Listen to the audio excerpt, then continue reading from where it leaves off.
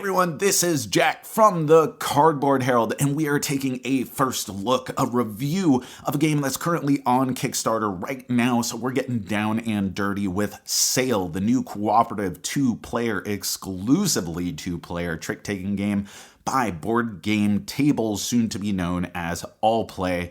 So let's dive right in with this because we got to get this thing up and moving so you know whether or not to back. So what is this game? Like I said, it's a two-player trick-taking game that is cooperative. You are each a member of this crew. You have your own asymmetric power. You have 5 rounds to make it from the beginning to the end of this track, avoiding kraken tentacles and islands that are acting as obstacles and potentially damage-dealing points of interaction for you. And you and the other player are trying to set one another up for possible tricks, where if your suits and the symbols of the cards match up just right, then you're going to have certain actions. A lot of this game is about you and your other player thinking about what possibilities they have in their hands, what sort of instincts they might have in setting you up for a trick or you setting them up for a trick. Now, if all of this is sounding like nonsense and you're like, what's a trick-taking game, Jack? Well, Board Game Tables has released a bunch of them, but Hearts is the all-time classic.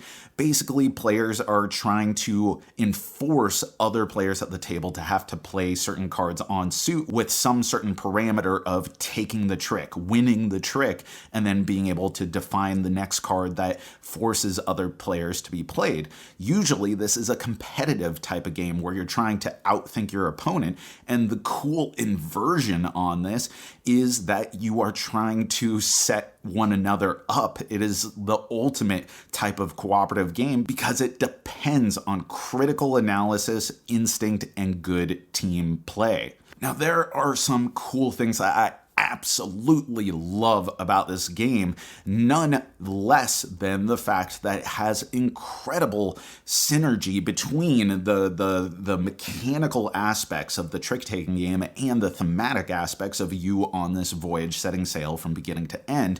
And that comes to life as soon as 2 players successfully play the little ship wheels together, and then the person who won the trick, who had the highest on-suit number, pulls the ship forward and toward them. And that moment, it feels like not only do you have control of the momentum of the game, the mechanical momentum, but you also took control of the ship and steered it out of the way of these obstacles. And as soon as you see that, then that leads into my other favorite aspect of the game, which is that inversion of the trick-taking instincts. I mean, in trick-taking games, a lot of the nuance is when do I want to win and when do I want to tank this?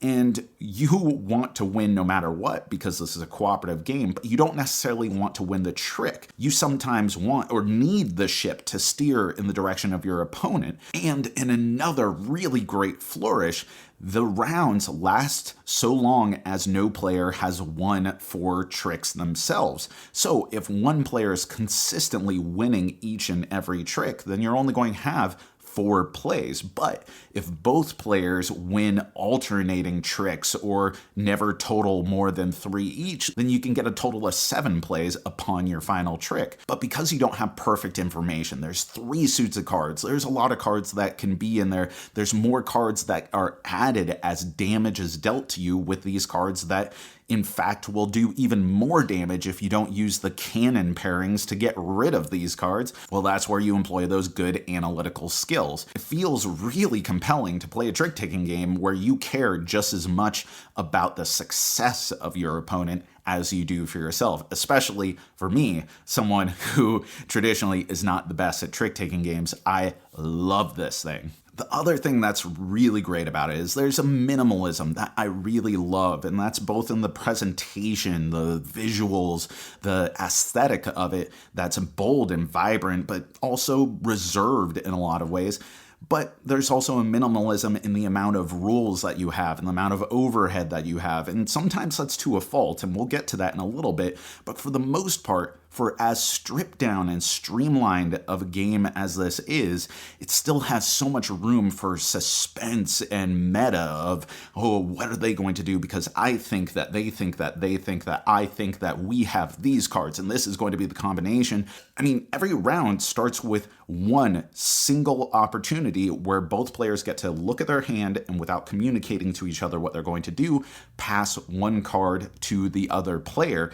And at first, that doesn't seem that significant, especially with only 5 rounds in the game. But as you play, as I played, and I have played a lot of this already because I wanted it to hit the table again and again, you learn how important that is, not only for setting up combos, but that vital bit of communication that is passed through one single card can start to reveal so much as both players become more adept at the nuances of the strategy of the game, which I love. But that's not to say that I love everything. There are some things that didn't really work for me in this game. I mean, first off, the asymmetric powers. I love asymmetric powers in a game, and I really wanted to love them here, but I found them a little too restrictive. They seem to imply great design, but they have very narrow windows of applicability, so you don't actually get to employ them that often. You don't feel like you're really a distinct character, and if you do get to employ them, it feels good, but never so consequential as what would have been like a really good play of matching cards together. I'm glad that they're here, but they don't feel as integrated into the game as I want them to be. And the other part is that I love games with lots of alternate avenues of interaction, especially if you feel like you're running into roadblocks. This is a game where a couple bad hands can absolutely tank you, which isn't that big of a deal because it's a game that takes only about 20 minutes, especially if you know what you're doing. But I do wish that there was another avenue to interact with the game, some sort of fail-safe, some sort of workaround that gave you a parallel choice that you could risk it for the biscuit by moving forward with what you're doing, or try and take this other avenue. I don't know what that is, but I did find that there was a certain linearity to the game that was almost too rigid for me, and I wanted just another direction. So overall, I found Sail to be completely unique, painfully hard, and tight almost to a fault. It is a game that as soon as I played one time, I wanted to play again. It took me several tries to actually succeed in the game. Maybe that's more to do with me not being the greatest trick taker in the business, but nonetheless, it was a game that I was gravitating to and just wanted to kind of mull it over in my mind. It's something that I've really enjoyed, and I'm looking forward to the finished product down the road. So if any of that sounds interesting to you, then I encourage you to check it out. It's on Kickstarter as of this video going live. I will have the link in the description below. And that's it for our review. But let me know, what are some of your favorite games that are of genres that you're not necessarily gravitating to, or that you're just not traditionally that great at, but somehow it hits different? Put it in the comments below. And as always, thanks for watching, thanks for supporting, thanks for being an awesome community. You know that I've been Jack for the Cardboard Herald.